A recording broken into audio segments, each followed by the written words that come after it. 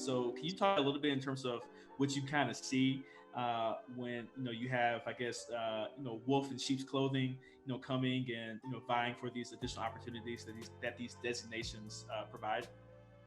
Well, hold on now, Danny. I got to get my pimp hat if we're gonna go into the pimp section of the show.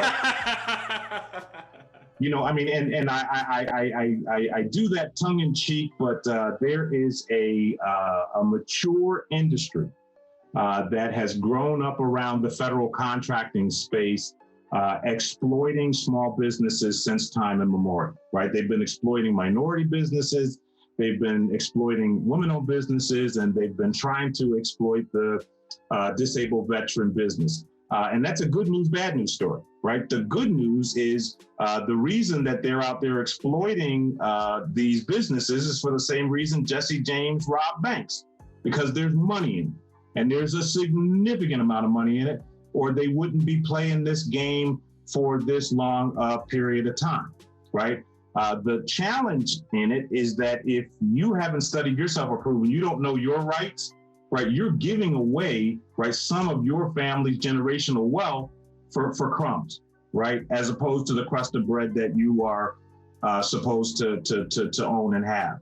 And I'll give you a personal experience, which, required me to insulate myself as I was moving through the process.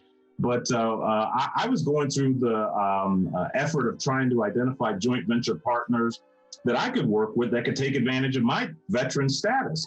And I got connected with a furniture company. I was living in Florida at that time, St. Petersburg, Florida, to be exact. And I got connected with this furniture company and did my joint venture spiel, and the guy was going to do the deal. And he got up from his desk and went over to the file cabinet and pulled out a deck of playing cards.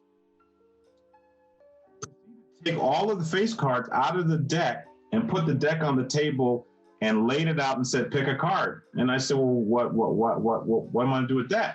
And he said, well, whatever percentage you pick from that deck, that's the percentage you're going to get out of this partnership. My mind was blown. I was like, wait a minute. Now, the regulation here says I'm supposed to have 51%. I know what the regulation says. This is how corrupt and how challenged the underbelly of contracting can be. He was like, I know what the regulations say, but if you want to do this deal with me, this is the way it's going to go down.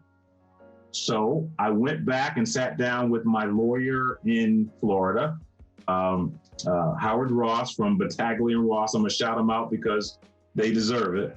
And I said, Howard, this is the situation. And Howard said, Walter, this is what you do.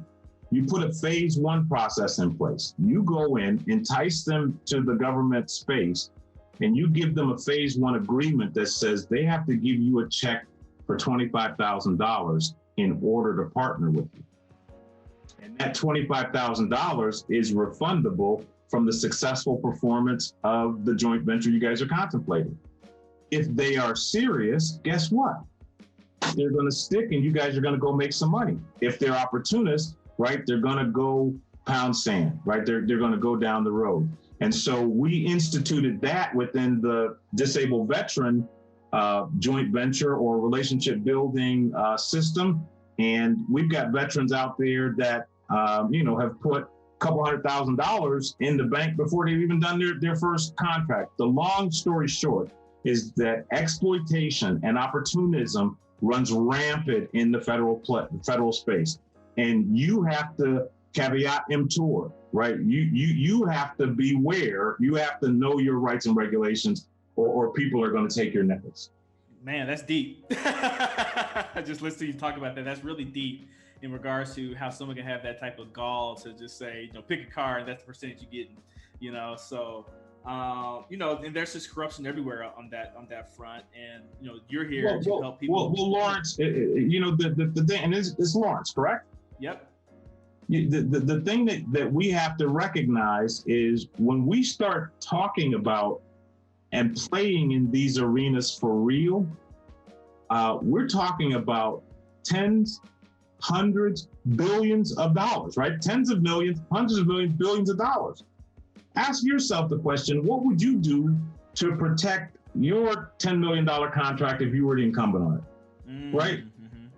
And so just because we're late to the dance and realizing that we have an advantage and the ability to go take that business away from these people doesn't mean that power is going to succeed without a demand, right?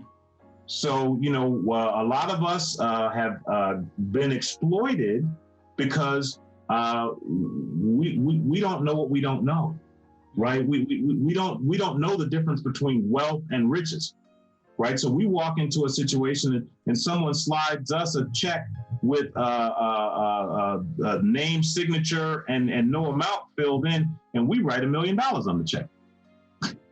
and think we just did something. Right. Right? Yeah.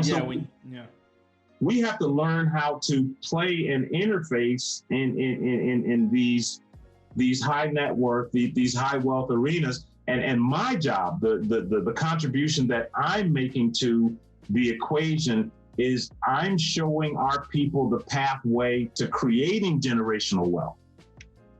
The succession planning and how you manage it, that's not my lane. My lane is to show you how we can take that $300 billion beachhead and move as much of that in any industry that we want into the hands of people that wear my social uniform and your social uniform without having to ask permission.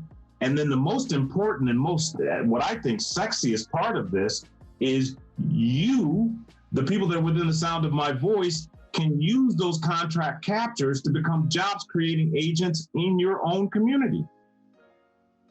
You smelling what I'm cooking, people? This is an opportunity of a lifetime for us.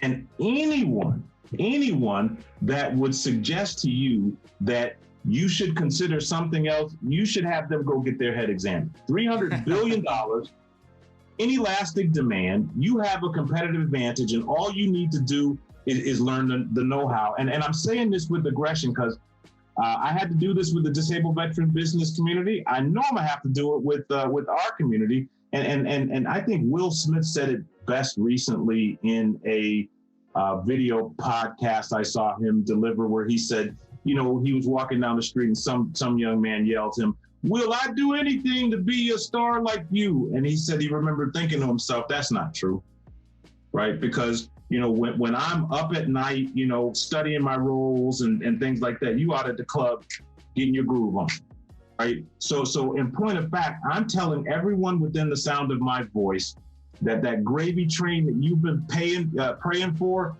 just showed up. And the pathway for you to create the kind of generational wealth that allows your great-great-great-grandchild to look up at a portrait that you painted of yourself, because we always do the painting, and say, guess what? Pop or Nana got it right. That's my prayer. That's the mission that I'm on. And I apologize for digressing. Nah, man, I love the passion.